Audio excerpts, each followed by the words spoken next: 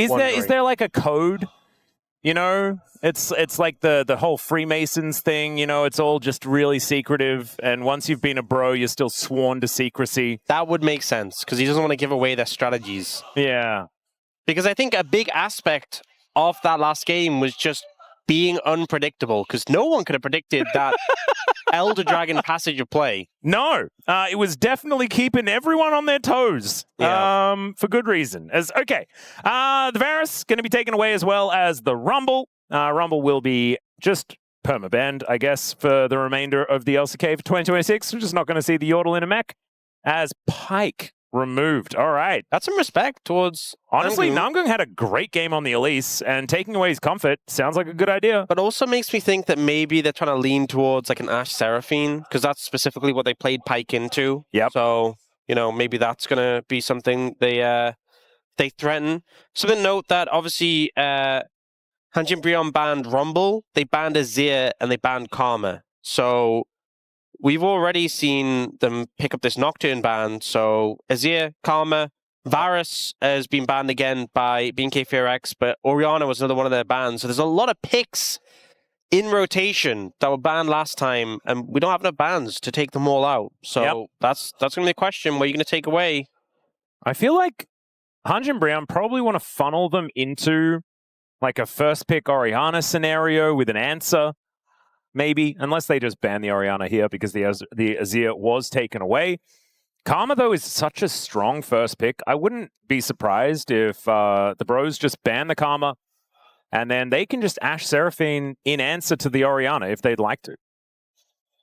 Definitely can. Definitely can have that as something to threaten. So it's the Orianna ban comes through. Never mind. Karma's open and available. That's something they can go towards. And they are just going to first pick that.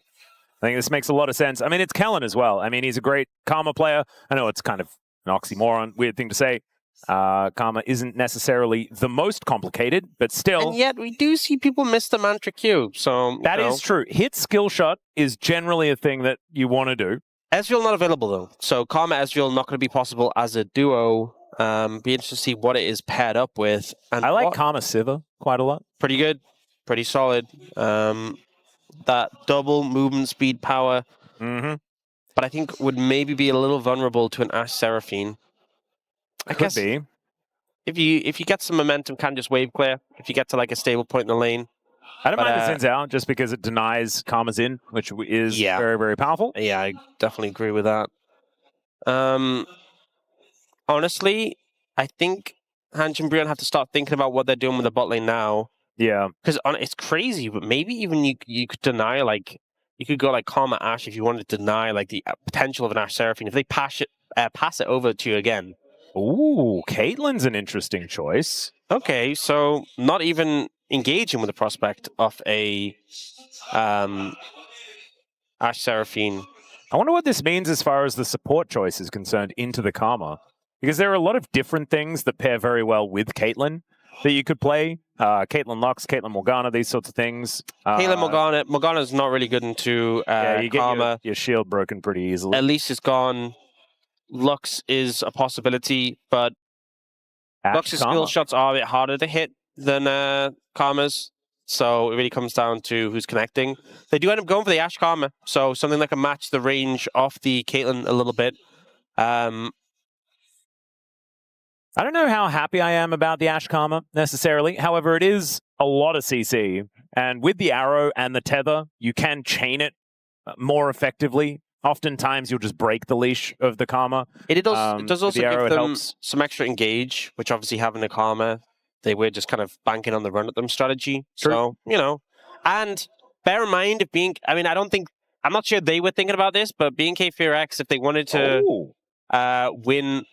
If they want to win the series, you do have to win two in a row. So Fearless does come into play. Yep, no Ashe Seraphine available, as the Seraphine is actually locked in alongside the Caitlyn. Yeah, interesting. I would have figured they maybe would have like tried to snap up. Like they could have just gone the Ashe on 2 and then lent into the Ashe Seraphine. They could have secured the Ashe Seraphine if they wanted, but they like notably didn't opt for that. Maybe they were scared of a Caitlyn Karma. Yeah. But that actually might have been the thought process, as we've actually seen a fair bit of Caitlyn banned away earlier on, as the Mel is still going to be banned here. Kind of interesting, as they've banned the entirety of that bottom lane. Yeah, maybe just a lot of the times we see Ashe arrows fired up mid as a way of setting up plays, and Mel kind of makes that difficult because anytime she has a W up, it's like, okay, well, you can't. Yeah, Mel into Ashe, pretty good. Although we did see a little bit more egregious use of the rebuttal from Teddy when he was playing it. He did rebut a lot of volleys in that game. Syndra going to be denied as well. This mid lane pool is actually going to get very thinned out as this game continues, as there've already been 3 mid lane bans. Yeah, there's still like an Annie to pair for BNK FEARX. There's still Ari, still Aurora. There's still a lot of things that go well with the Wukong. Annie's Annie taken away by HANJIN BRION, so that one going to get secured there. Honestly, you could even go Galio for BNK FEARX. You have Galio Wukong pretty good. Yeah. I do prefer, like, if this composition had Rakan, it would go crazy, but you know, the Wukong can still set up the Galio and you have the movement speed for them all. Oh, that is a pretty... to it as well. Yeah, I like that. I like really just consolidating it all, because I feel like just the Galio Wukong, it's good, but the Kennen on top... There is no way. What? Remember when Kennen did this? And he won? That was weird. It's okay. It was a very different time. Very different smolder. It was. That's Cassante. Okay. Yeah, back to normalcy. I think BNK FEARX are pretty happy with how things have panned out. I would agree. You know, they have this really dive-focused composition into a Caitlyn Seraphine. You can just explode them. And once this bot lane dies, what do you have, really, with this HANJIN BRION composition, right? Yeah. Annie is a base champion. Zhao does have some sustained DPS in an extended fight, but, you know, he's not like a DPS carry. And then you have a tank. I think that BNK FEARX, I think they should be in a good spot with this one. I also think that the 2v2 bot should be more comfortable for them. Yeah, should be fine. Karma is just extraordinarily strong at this point in time as well, not to mention the fact that you can provide Diable with a bunch of extra movement speed and a shield, and we know that he is pretty good when he has that protection, but you must believe in bro magic. It's absolutely true. There is also FEARX magic as well, as we can see here, BNK fighting. But can the bros pick up a 2-0? Is the G2 hangover real? That is the question, because both of our first stand teams stand to lose today. That is what could be happening. Just have to see what happens as we dive onto the Rift for game number 2. HANJIN BRION with a match lead.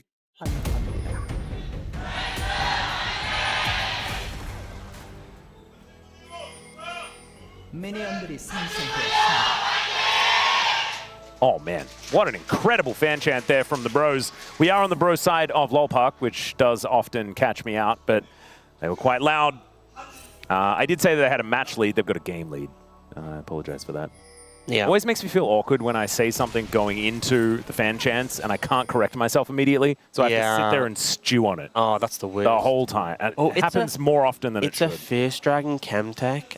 And here's the thing, right? Not only does that mean you're not getting the Chemtech Soul, but that Chemtech Dragon value, both teams have a lot of CC that their Tenacity is going to help with, and both teams have enchanters. Yeah, the healing and shield power, pretty big. It's actually a really big thing for the bros, right? Like healing and shielding for like Molten Shield and the surround sound, and the healing for Kellin? Kellin braiding. Yep. That's what we're doing. You cannot doubt Kellen's mechanics after what he did around the Elder, but that wasn't a great cue. No. As Teddy also is, you know, he's the veteran here, and Caitlyn is a very old champion. So that's going to work in his favor as well. Arguably, Ashe is older, as she was released with the game. Caitlyn wasn't quite. Yeah, you remember when Ashe, you got to activate Frost Shot, and it cost mana every time you want to attack? Mana. Yeah. And you remember when you were taught to build a Thornmail on Ashe?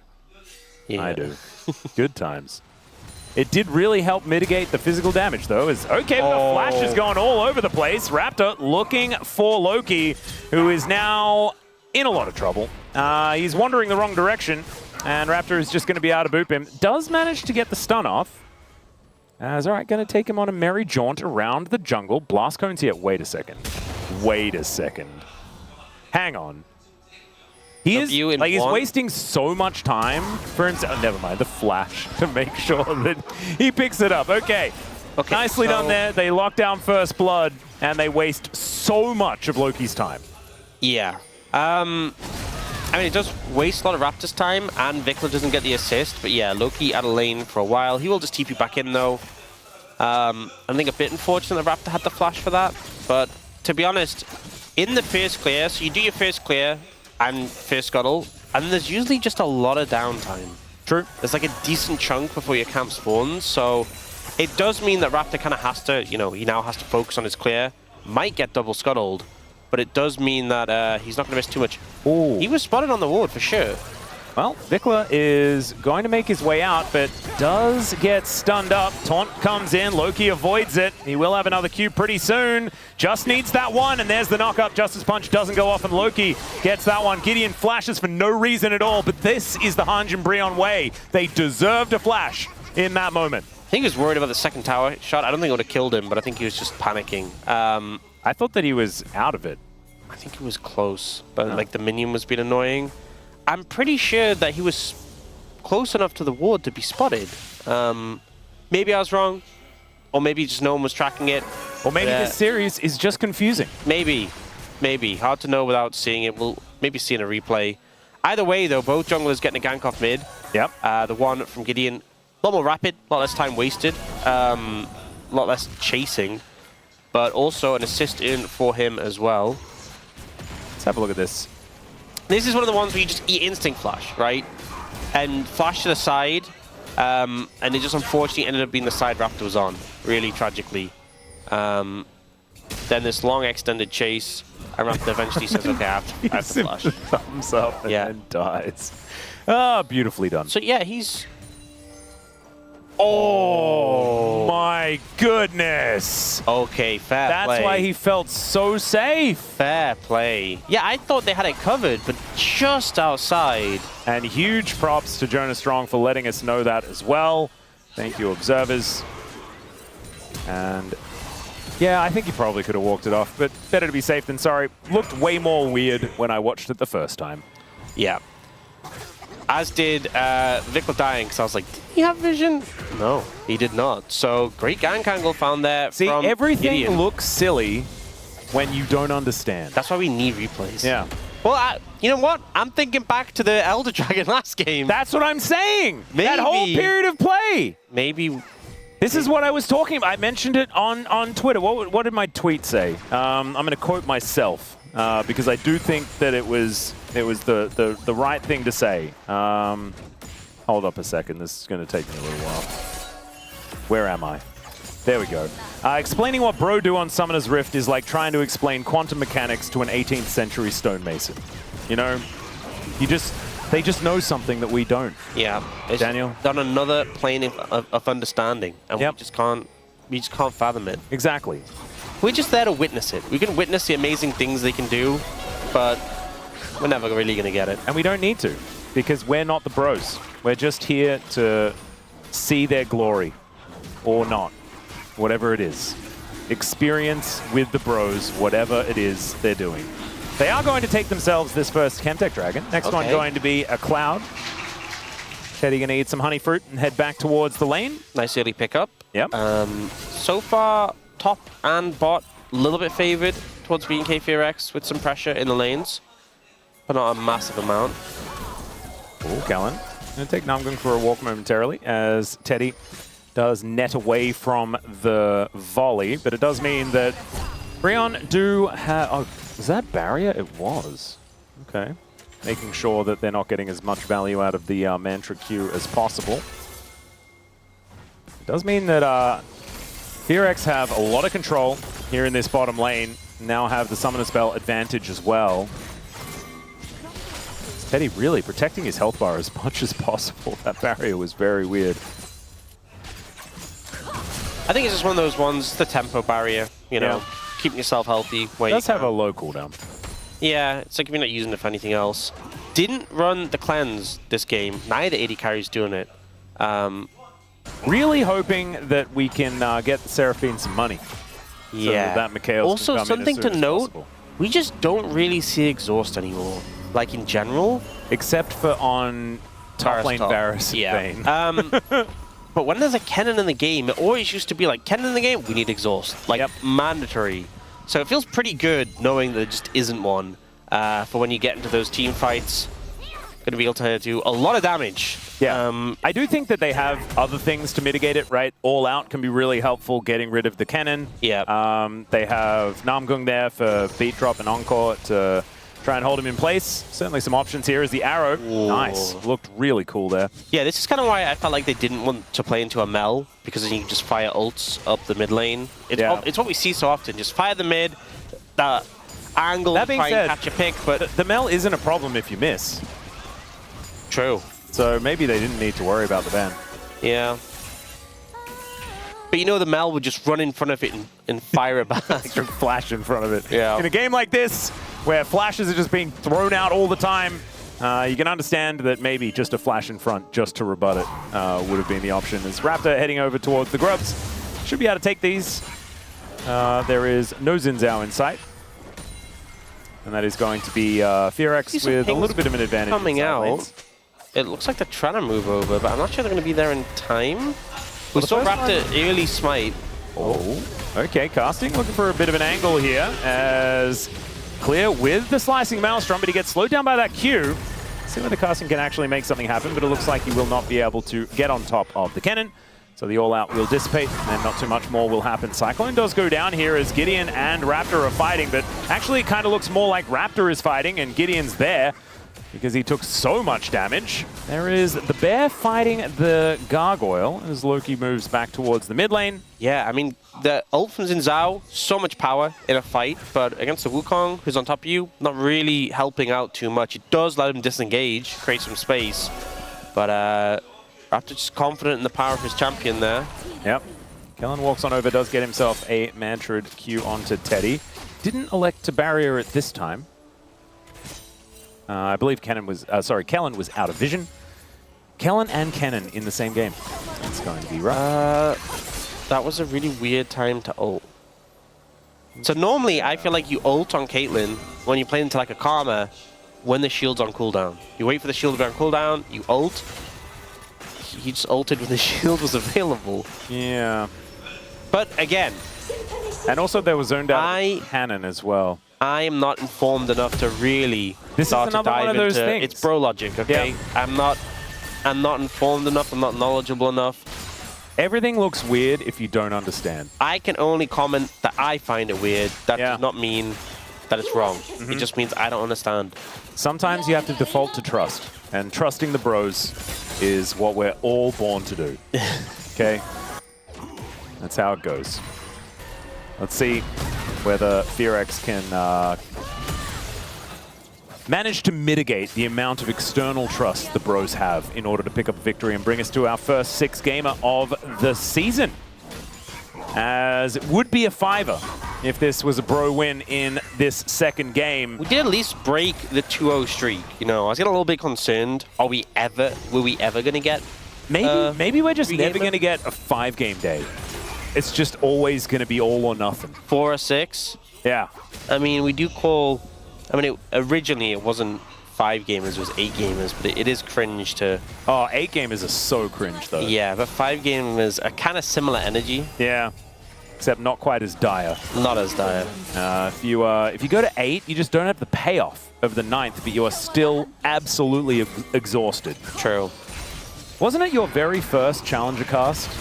Was a 9-game day? Yes. Yes, it was. That. Yes, good times. Good times. And you were unwell. I remember I had to solo cast for part of it. Yes. Oh, great times. He just arrived in It wasn't the 9 games that made me unwell. Yeah. And that was because Chronicler just decided that he didn't want to work that day, if I remember. He said he was, and I quote, tired of dealing with you. Yeah, that sounds about right. I guess I was doing my job well. All right, it's an Ocean Soul. Oh god, yeah, we're talking about enchanters and dragons and things like that. Triple Ocean sounds like something that neither of these teams want to deal with. The Bros have decided not to deal with the bottom lane. That's something where we're going to do the ostrich treatment, where if we can't see it, it can't hurt you. They got so much plate damage down there. Yeah. That was kind of insane. We do have GIDEON in the vicinity, but we also have a Gargoyle moving down. So VicLa with the heroic entrance could certainly make this dive happen. I believe HANJIN BRION know exactly what's going on here. And we're just going to keep leaning. Yeah, the tower will just be taken. First turret going over to FEARX. That moves them up to a 2,000 gold lead. And HANJIN BRION are just kind of bleeding money all over the place. A lot of it. A lot of it, exactly. Yeah, at this point. One of those days, isn't it? This day has just been a journey, you know. The KT series. Do you know what the best part is? Mao's actually in chat. Oh, wow. He's upset about being slandered. Isn't it such a good day? Oh, you know what? Beautiful. You know He's watching a bro game as well. We know that he hates it. That just brings up just puts a pep in my step. I know. Don't we have just like so much more vigor and energy now? Because the thing is, I'm gonna be honest, I say these things, right? I slander Mao, and I don't know if he's listening. Yeah. I hope he is. You just have to hope. Yeah. As the Bros had to hope that there was no one here to save clear, and there wasn't anyone here to save clear. He just died. Down. You know, and just to get confirmation that yes, he was listening, and even better that he was bothered by it. Yeah, and now everyone in chat is calling him Mao House as well. Oh, it's just beautiful. They didn't even need us to tell him anything. Oh my god, what a great day. What a time to be alive. Oh, this is so good. He's literally in a different continent and we can still bother him. Yeah. Glorious. Okay. Loki and VicLa have forgotten which lane they're supposed to be in. They've decided to be top laners for now, as that was a very satisfying Peacemaker from Teddy. And the game has continued to slow. Yeah, this is feeling a bit like a bro and brew. That really is. Yeah. We were not punished for talking about Mao House very much at all, as far as things happening in the game are concerned. As 30 seconds until the Herald, maybe that means that there's going to be something worth fighting over, but it looks like FEARX have all the control of the area. That's a lot of plate gold. For one side, not for the other. Yes, it is. 0 G. It's not a lot of G. No, it's really not. Also, it's such a 979 is so specific. It really is. You'd think that we'd be rounding it at least to 980. Yeah. That's all right. Teddy just going to take a bunch of poke and does manage to get the cannon, so that's all right. As casting teleports back towards the top side of the map, and it looks like FEARX will just take this Herald, and there shouldn't be too much of an answer, I do not think. Raptor's just having a good time in this game, you know. Got his grubs from GIDEON, of all people. Oh, true. Picking up the Herald now, and that tower mid. I don't even know if they need the Herald. I wonder what the exact plate money is now. Like 1,083? Oh. A bit more than that. Can't count good. Yeah, don't do math on broadcast. No, let's not do that. All right, GIDEON going to be able to grab these Krugs and wander away. And yeah, we really have just slowed this game down. We can really study every movement that the players make. I think the lesson was... Look at that, casting. Moves into the wall, inside the wall, brings the cannon under the turret. Clear does take turret aggro. There's the flash from casting. Really wants to commit to this one, as Clear does have his flash available, does use it, and the Q misses. Okay, so little trades there. I think the flash pretty valuable for the Kennen though, so that being done is Okay, Teddy is going to survive as in goes Raptor. Looks for an opportunity here, and in goes the Gargoyle as well. GIDEON in a lot of trouble, but he's got Crescent Guard. The answers are all there for the Bros, and they get themselves out. Kellin has another shield. Teddy, stop doing that. Every time. Just straight into the shield. Yeah. Oh, Raptor fighting against Raptor. Yeah, gets flashed on there as the 3-talent strike gets the knock up, and that is the kill going over to Teddy. Finally, another kill in this game. And there might be another one as well, as never mind. VicLa doesn't really take damage, especially not from Loki. these fights, I mean, it's a slow game, but the fights also feel slow. People are Yeah, struggling to right? die. It feels turn-based. Yeah. Turn-based League of Legends. Okay, well, HANJIN BRION will get... This is the first time I've casted Riftbound, I think. Yeah, well... You know, that's a bit turn-based. I know it's a card game. Card games are pretty turn-based, right? It's a bit turn-based. You do have a turn. However, you can act, can't you, during the opponent's turn if they're doing a showdown-y thingy. You tell me. That's just a thing within the turn, though. Yeah, so Diable was very focused on getting the tower here. A little bit too focused, a little bit of an overstep. And then it kind of looked like everyone was just going to back away. GIDEON gets focused down, but gets out. And the Raptor ends up going super aggressive and overstepping here. Just a bit too close to the sun. Yeah, I think he maybe thought that he could just go into the enemy jungle because GIDEON had gone back to base or something like that, perhaps. I'll hold that thought. Casting is going to ignore damage for a bit. And in fact, doesn't really take any at all.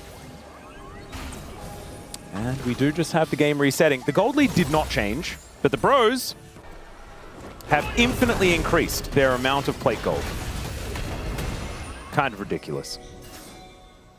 And as this game goes on, casting is going to get more and more relevant. He's also gone the Aftershock Cassante, you know, the I'm probably not going to have enough stats in a team fight style Cassante. And so he'll be pretty tanky once they get on in there.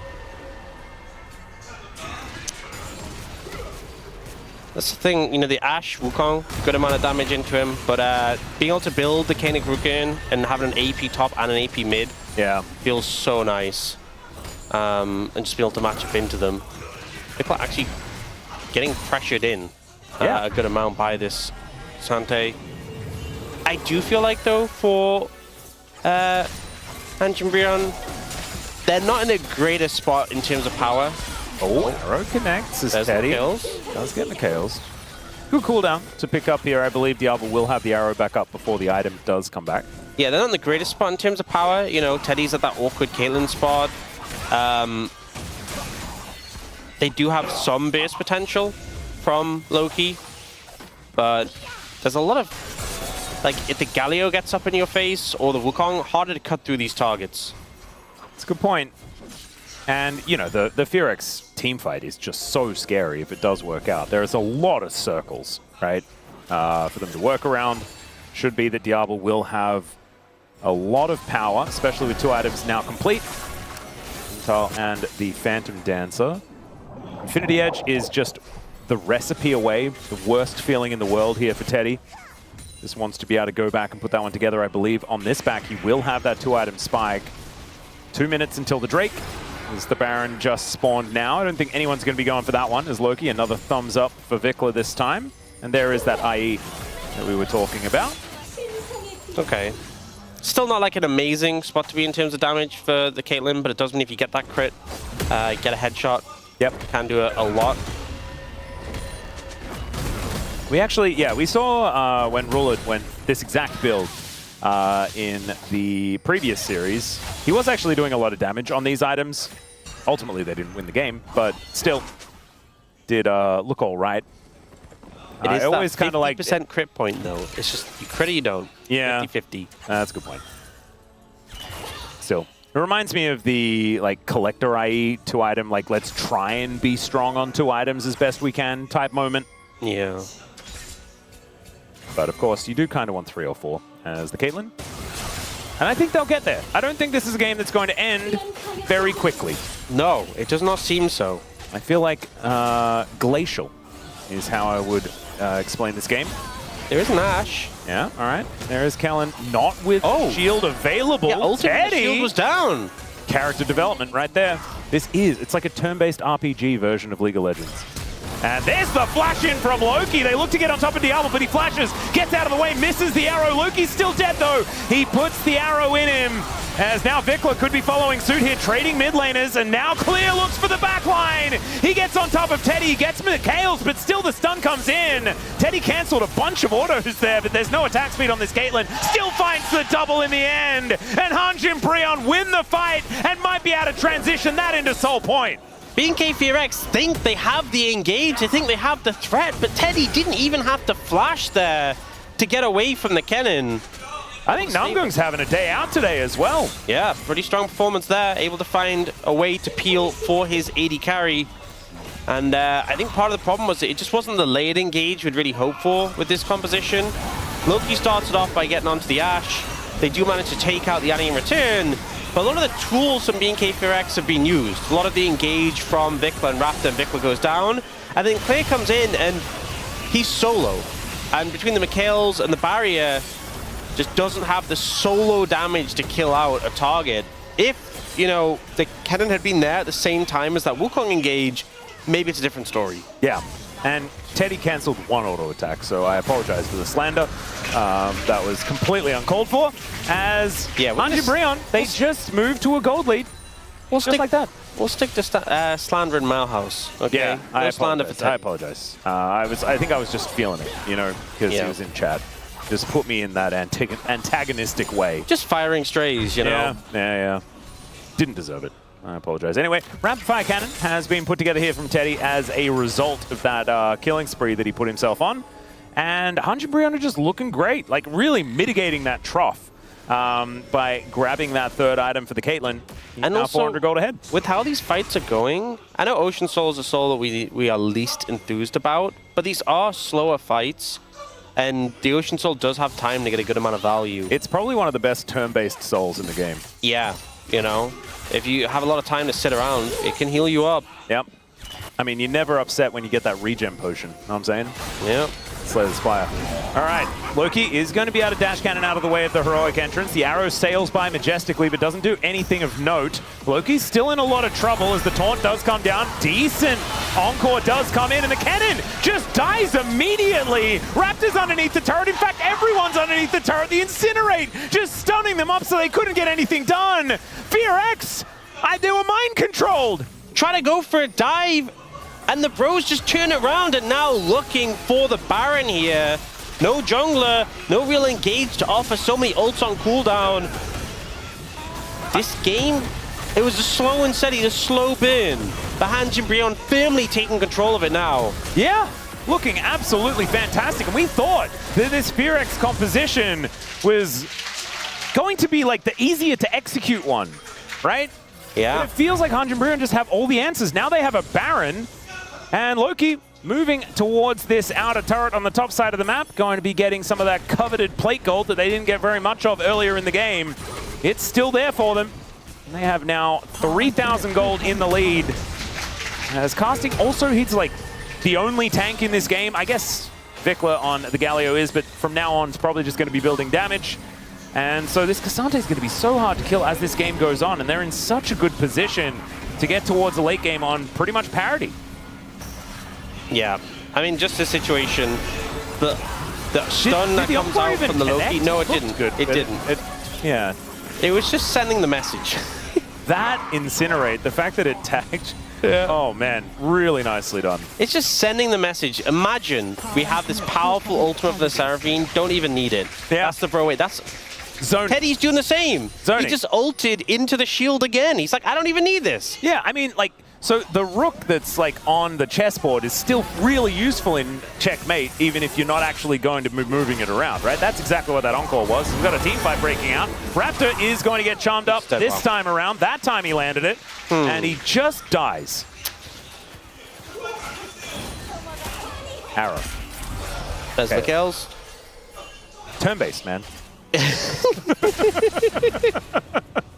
Straight up. I like how they just like process for a moment, like, yeah, I'll use it. Yeah. And he is looking for the flank angle here. Well, let's see whether he finds it. The flangle. The flangle indeed. He's watching him. This is a yodel off. All right, Loki's spotted by the Hawkshot. Oh, clear. He is being very patient in a game that's all about patience. Does move back down towards the bottom lane now, though, because casting is knocking on the back door. And should get some decent damage there, but the bro's going to answer one more time. 50 seconds left on this Baron. They should be able to get this inner turret. They'll just be able to overload, and there it is. Raptor taking a moment to grab some wolves where he can. But it does just leave look at the army of siege minions. Wow. Casting is really creating tokens in this game. as I did not know K'Sante was a summon champion, and he absolutely is. You know, it just makes me think of Banner of Command. Yeah, it really does. And it's just so funny. It's Z-Rock Portal. We would so often have Banner of Command against like a mage who would just be unplayable. Yes. What could you do? Man, I want them to bring back Z-Rock Portal. What a silly. Honestly, it was not good for the game, but it was such a funny meta. So I'm so glad we had that. Yeah. I want Fortify Rally to come back. What about that, Aux? Do you remember Fortify Rally? No. Yeah, it's because I think it was only around for like a year. Still, it was very, very fun. Long TP flank from Clear. He's invisible. Yeah, his position is not clear. There's a lot of wards covering where he might end up being. Clear the card can be played hidden, as the arrow is once again going to sail by. Raptor taking a lot of damage from Teddy. Does go in with the Cyclone. Decent knockups there at the same time. Heroic Entrance goes down as Teddy trying to keep himself alive as Diable gets on top of him.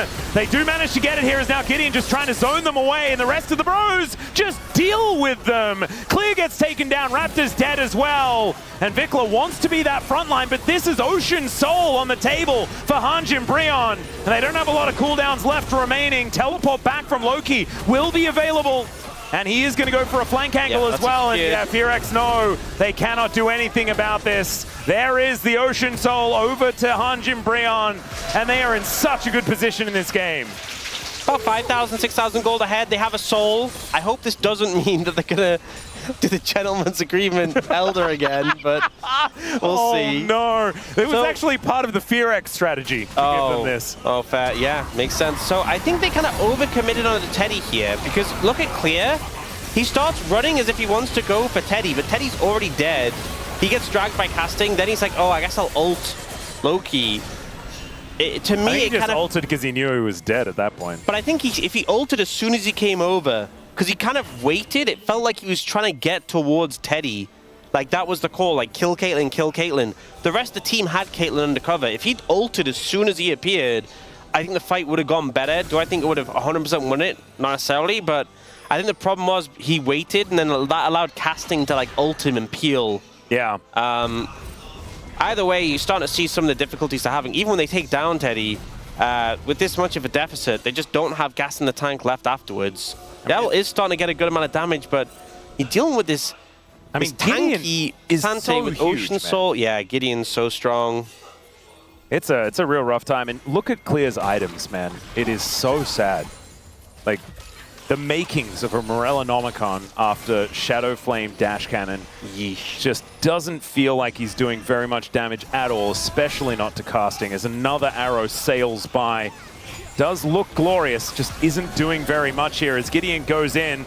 Half health, the decoy to send a message as the Justice Punch comes in. Loki gets the Flash Bear. There's the Encore landing onto 2. And Raptor cannot do anything but Clear does find the backline. Heroic Entrance comes on in as Clear just not doing the damage that is required. And Teddy's free hitting. It's a double as he takes down the Gargoyle. And there is the bottom lane just running for the hills. At 30 minutes, the bros are looking to break open the base. And honestly, I mean, there's 3 members up from BNK FEARX, but the sustain that HANJIN BRION have, the front line that they have, they could try and push for more here. Yeah, they could look for the end. Teddy has a lot of damage with these 4 items complete. Collect a 4th, by the way, Aux. Let that sink in. And you know what he's about to do? He's about to win the game. Oh my goodness, there's a lot of things to frustrate everyone today. As GIDEON goes in, there's the knock-up, pullback as well. The all-out from casting will be the end of Diable. That's a lot of the damage missing. Cyclone comes in from Raptor, but Loki just stands his ground, and Teddy knocks out the monkey. They're going to try and get some kills, but the Nexus goes down, and bro, 2-0 over BNK FEARX. Unbelievable, breaking a winning streak that FEARX have had since 2022.